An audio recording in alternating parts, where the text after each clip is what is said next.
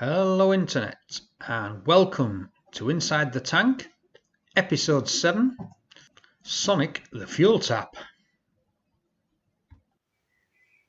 Okay guys, so back in the workshop we've got the old ultrasonic cleaner fired up there. We're just waiting for it to warm up. We've put a little bit of traffic film remover in there, and normally it holds 4 litres this, so I normally put about 1/3 of a litre of traffic film remover in. It's very mildly acidic, and it's a really good soapy solution, so it does tend to shift anything that I put in it. It's really good for brake calipers and stuff like that. So here we go, we've got the old fuel tap there. We've taken it to pieces, taken all the bits and bobs out. As you can see, it's not so bad inside, it's reasonably clean. But obviously what we need to do is just make sure that all those passageways are clear. So 10 minutes in the ultrasonic cleaner should sort that out. So yeah, there we go, that's where we're at. We're going to clean all these little bits and pieces up. I've got a new service kit for it. I shall show you. It's on the bench. There we go. I've got the old Tomax service kit. So I'm going to wait for that to warm up, pop that in the ultrasonic cleaner, and then we'll see where we go from there, guys. See you in a bit. Right guys, I just wanted to show you this because this is how I do things.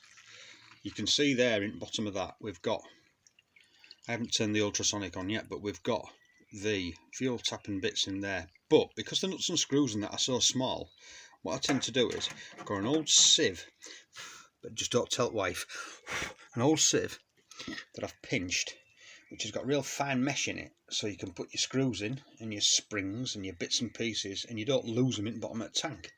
And that seems to work very well. Another thing I tend to do sometimes is we don't turn the heater on the tank, but just put plain water in it. You can pop a jam jar in the tank, and you can put solvent in that tank, in that jam jar, with any parts in it, and the ultrasonic gets all the crap off them. So it works brilliantly. But what you have to be very careful of, obviously, is you're dealing with a glass jam jar and solvent, so you don't put the heater on the ultrasonic when you're doing it. It works really well. So just a couple of tips there for you. So anyway, we're going to switch this on now then, and I'll come back to you.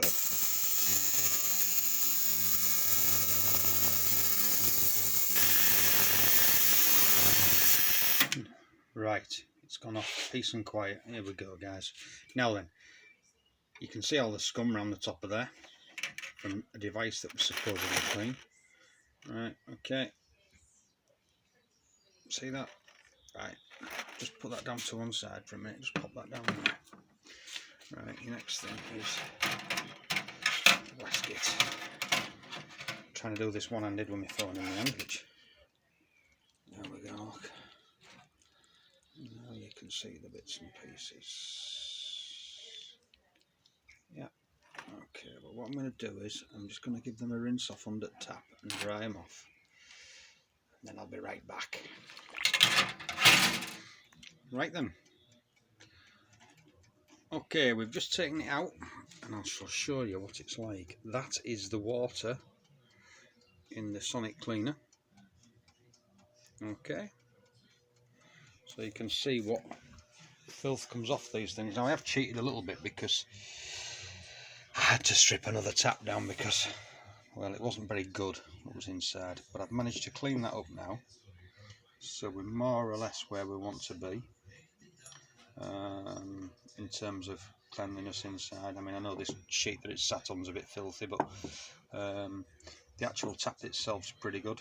Now all the ceiling surfaces are reasonably clean, and we can more or less crack on and put it back together.